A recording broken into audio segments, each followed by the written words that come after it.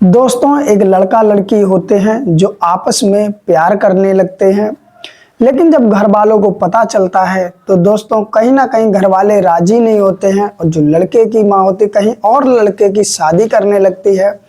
लड़की जो होती है उसे पाने के लिए इतना हद तक चली जाती है कि अपने आप को ही नुकसान कर बैठती है।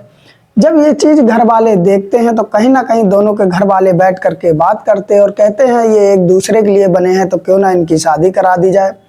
और दोस्तों इनकी लव मैरिज हो जाती है, धीरे धीरे समय अच्छा कटता और इनका एक बेटा हो जाता है। लेकिन दोस्तों वहीं पर वही लड़की कुछ ऐसा कर देती इस लड़के के साथ में कि इस लड़के को अब दुनिया ही छोड़नी पड़ती है।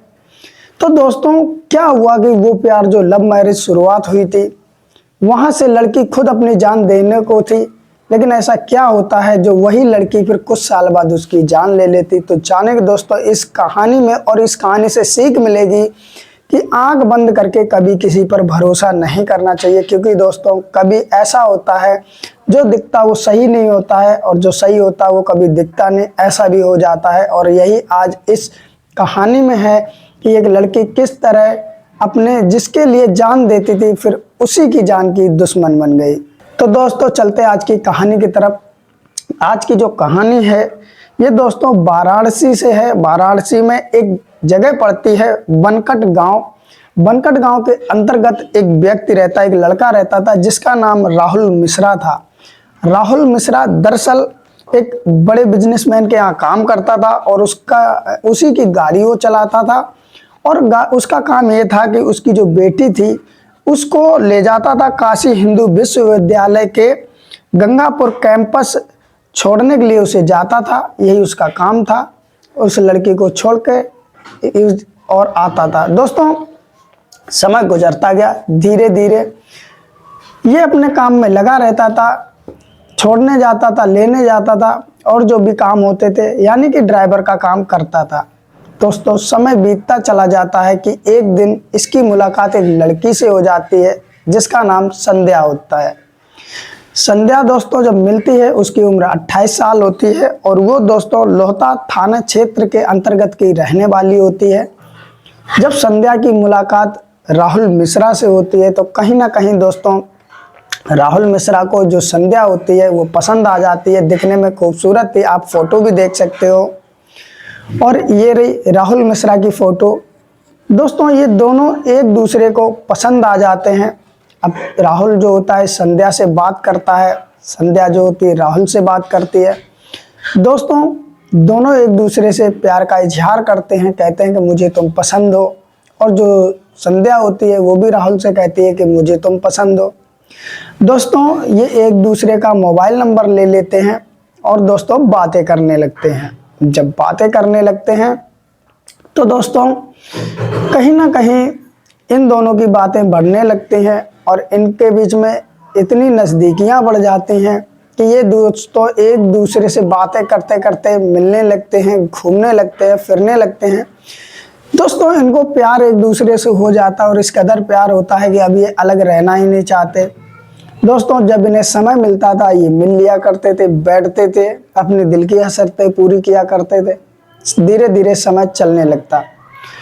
दोस्तों धीरे धीरे समय चलता है तो संध्या कहती है राहुल से कि मैं तुम्हारे साथ ही शादी करूंगी क्योंकि मैं तुम्हारे बिना रह नहीं सकती। तो राहुल जो होता है कहीं ना कहीं संध्या से भी यही बात कहता है कि मैं भी तुम्हारे साथ ही ज़िंदगी बिताना चाहता हूँ क्योंकि मैं तुम्हें प्यार करता हूँ। दोस्तों राहुल जो होता है जब संध्या से इतनी बात कहता है तो संध्या कहती है राहुल से कि तुम अपने घर वालों से बात करो और उसके बाद में जो जैसा भी हो मुझे बताओ और फिर हम दोनों शादी कर लेंगे। राहुल भी कहता है ठीक है। तो राहुल जो होता है अपने घर पे जाता है, अपने माता पिता से कहता है कि मैं एक लड़की से प्यार करता हूँ जिसका नाम संध्या है। उसकी फ़ोटो वगैरह दिखाई जाती है। तो राहुल के जो घर वाले होते हैं वो मना कर देते हैं शादी से, कहते हैं कि तुम्हारी शादी किसी और लड़की से नहीं होगी, जहां हम चाहेंगे वहीं पर होगी। तो राहुल के लिए जो राहुल के माता पिता होते हैं रिश्ता देखने लगते हैं, लड़की देखने लगते हैं राहुल की शादी के लिए। जब ये बात संध्या को पता चलती है कि राहुल के लिए रिश्ता देखा जा रहा है तो कहीं ना कहीं संध्या अंदर से टूट जाती है। और टूटने के बाद में दोस्तों वो अपने हाथ की काटती है और साथ ही साथ में उसके पिताजी की जो दवाइयाँ रखी थी वो भी खा लेती है, यानी कि अपने आप को ही नुकसान पहुंचाती है। और जब ये बात पता चलती है संध्या के घर वालों को, उसकी हालत सीरियस हो जाती है, तो उसे हॉस्पिटल पहुंचाया जाता है, वहाँ पर उसका इलाज होता है। और उसके बाद में जो संध्या के घर वाले होते हैं राहुल को सूचना देते हैं। राहुल जब पहुंचता है हॉस्पिटल में, देखता है संध्या की हालत सीरियस है, राहुल के घर वाले भी पहुंचते, उन्हें पता लगता है। जब ये दोस्तों घर वाले देखते हैं राहुल के कि सच में ये लड़की मेरे बेटे को बहुत प्यार करती है, और इधर जो संध्या के माता पिता होते हैं वो भी कहते हैं कि मेरी बेटी तुम्हारी लड़के को बहुत प्यार करती है, कहीं ना कहीं ये उसके बिना रह नहीं सकती, तुम अपने लड़के के लिए शादी के लिए लड़की देख रहे हो। और ये बात सुन करके उसने ऐसा कदम उठाया, तो कहीं ना कहीं दोस्तों राहुल के जो घर वाले होते हैं सोचते हैं कि ये लड़की जो मेरे बेटे के लिए अपनी जान तक देने के लिए तैयार है, तो इससे अच्छी लड़की कहाँ मिल सकती। फिर दोनों परिवारों के बीच में बैठ करके दोस्तों बातें होती हैं। बातों का निष्कर्ष ये निकलता है कि दोनों परिवार वाले सहमत हो जाते हैं शादी करने के लिए। फिर दोस्तों जब संध्या ठीक हो जाती है तो 2021 में दोनों के घर वालों की मर्जी से एक मंदिर में इनकी शादी होती है, यानी कि इन दोनों की लव मैरिज हो जाती है। 2021 में जब शादी हो जाती है तो ये दोनों बड़ा खुश थे, संध्या भी खुश थी, राहुल मिश्रा भी खुश थे, क्योंकि दोस्तों जिसे कोई प्यार करे और वही अगर उसे मिल जाए तो दोस्तों क्यों ना खुशी होगी। और यही कहानी अब संध्या राहुल के बीच में थी। दोस्तों ये दुल्हन बन करके अब राहुल की जो दुल्हन बन करके उसके घर पहुंच जाती है और प्यार से रहने लगती है।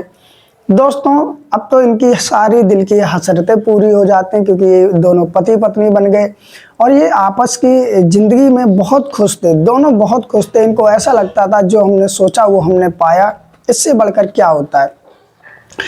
दोस्तों धीरे धीरे समय गुजरता चला जा रहा, धीरे धीरे 1 साल गुजर जाती है, 2 साल गुजर जाती है, 3 साल गुजर जाती है, और इसी बीच में दोस्तों संध्या जो होती है माँ बन जाती है, एक सुंदर बेटे को जन्म देती है जिसका नाम रेयांश रखा जाता है, जो अभी के टाइम पर लगभग दोस्तों 3 साल के आसपास का होगा। संध्या माँ बन जाती है और माँ बनने के बाद में घर में और 4 चांद लग जाते हैं, खुशियाँ बहुत ज़्यादा बढ़ जाती है, क्योंकि एक तो ये एक दूसरे को प्यार करते थे, लव मैरिज की, ऊपर से एक बेटा को जन्म दिया संध्या ने, तो घर में जो खुशियाँ होती हैं वो अपार हो जाती हैं। समय दोस्तों धीरे धीरे चलता रहता है। अब दोस्तों इनके ज़िंदगी में कहाँ से दिक्कतें आना चालू होती, लगभग आज से 1 साल पहले जो कि संध्या होती है उसके कई दूर के रिश्तेदार होते हैं, वहाँ पर शादी होती है। तो जो राहुल मिश्रा होता है वो कहता है ठीक है तुम शादी में चली जाओ, मेरे पास अभी टाइम नहीं है। संध्या जो होती है अपने बेटे को ले करके उस शादी में चली जाती है।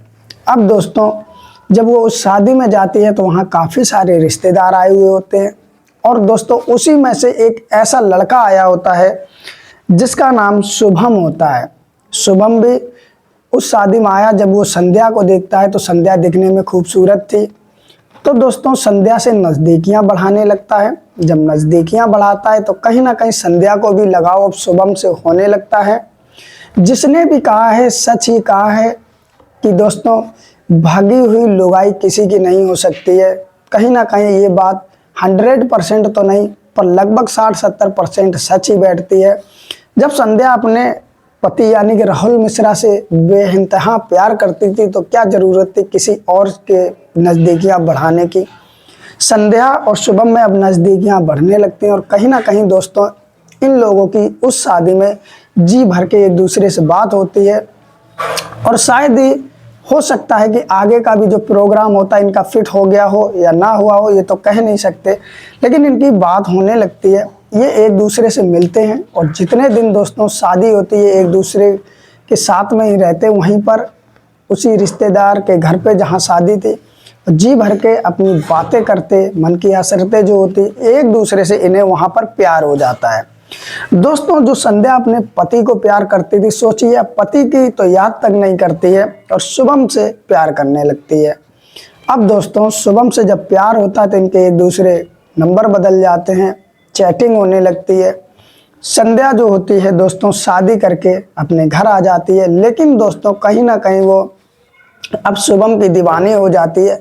जो पहले राहुल मिश्रा की दीवानी हुआ करती थी, अब उसे वो समझो एक तरह से भूल सी गई, रह बेशक साथ में रही, जो उसका दिल होता, मन होता, वो शुभम के पास पहुंच जाता है। और उसके बाद में दोस्तों अब ये घंटों घंटों के हिसाब से चैट करने लगती है, शुभम से फ़ोन पे बातें करने लगती। समय दोस्तों धीरे धीरे गुजरता चला जाता है।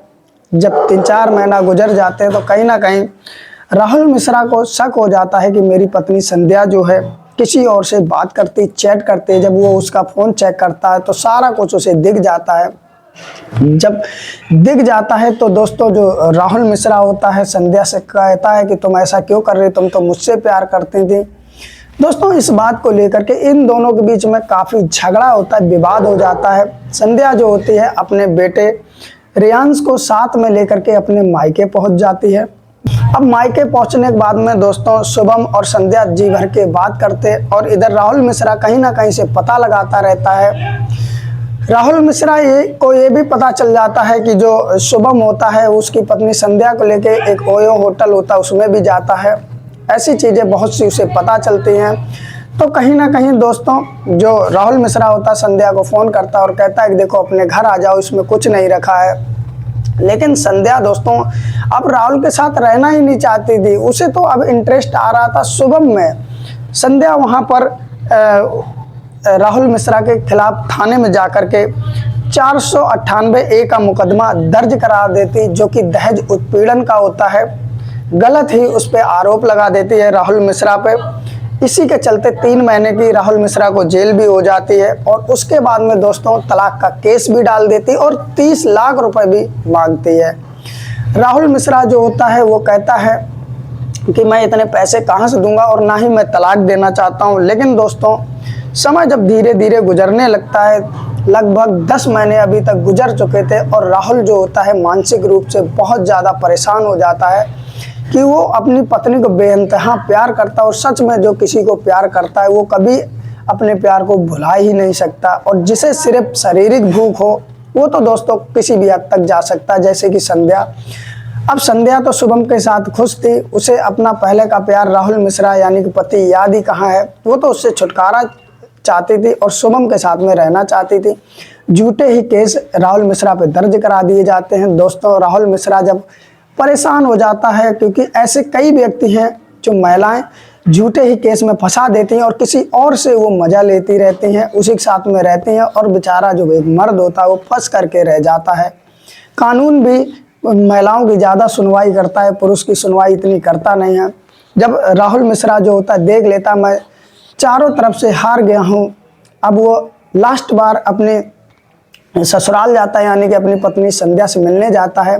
वहाँ पर वो कहता है कि जो भी तुमने किया मैं सब भूल जाऊँगा, तुम मेरे साथ चलो और मेरा बेटा कहाँ उससे मिलवा दो। तो दोस्तों उसके मायके वाले, उसकी पत्नी यानी संध्या, सभी राहुल का अपमान करते, बेइज्जती करते और एक झलक उसके बेटे को नहीं दिखाई जाती है। जब नहीं दिखाई जाती है तो दोस्तों उधर से वो आता है और एक वीडियो बनाता है रोते हुए, जो कि 7 मिनट कुछ सेकंड का है और उसमें सारी अपनी दास्तां बयां करता है कि किस तरह हम अपनी पत्नी से मिले और किस तरह प्रेम हुआ और किस तरह हमने शादी की।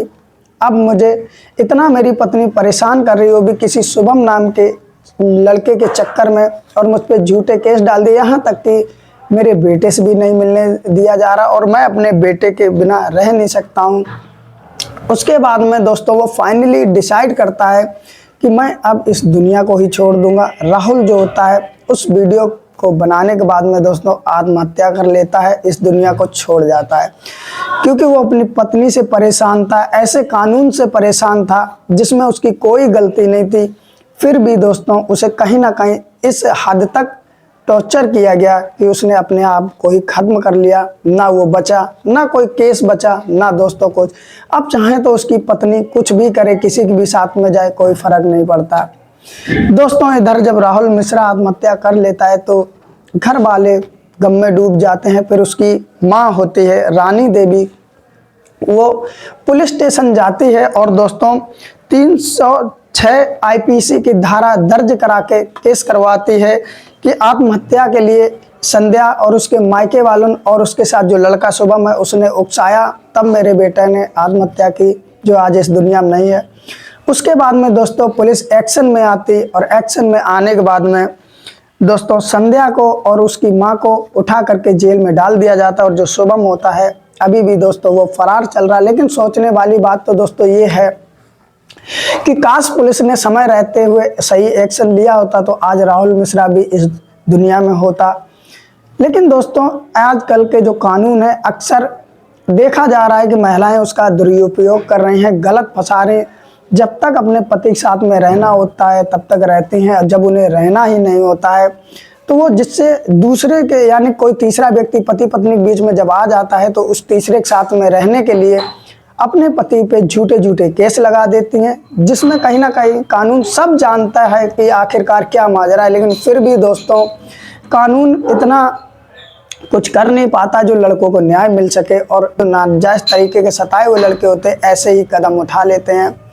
तो दोस्तों आज की रही ये कहानी, आज की रही स्टोरी जो एक भावुक कर देने वाली थी कि एक ऐसी लड़की जिसके लड़के के लिए वो खुद की जान देने को तैयार थी, और दोस्तों अंत इतना भयानक दर्दनाक होगा किसी ने सोचा नहीं था। तो आज की रही कहानी, जो भी इसका कहानी से आपको सोचना हो हमें कमेंट में ज़रूर बताएं, और दोस्तों संध्या को क्या सज़ा मिलनी चाहिए ये भी हमें कमेंट में ज़रूर बताएं। वीडियो अच्छी लगी हो तो लाइक भी करें और चैनल को सब्सक्राइब कर लें, जिससे मेरी इस तरह की वीडियो आपके तक पहुंचती रहे।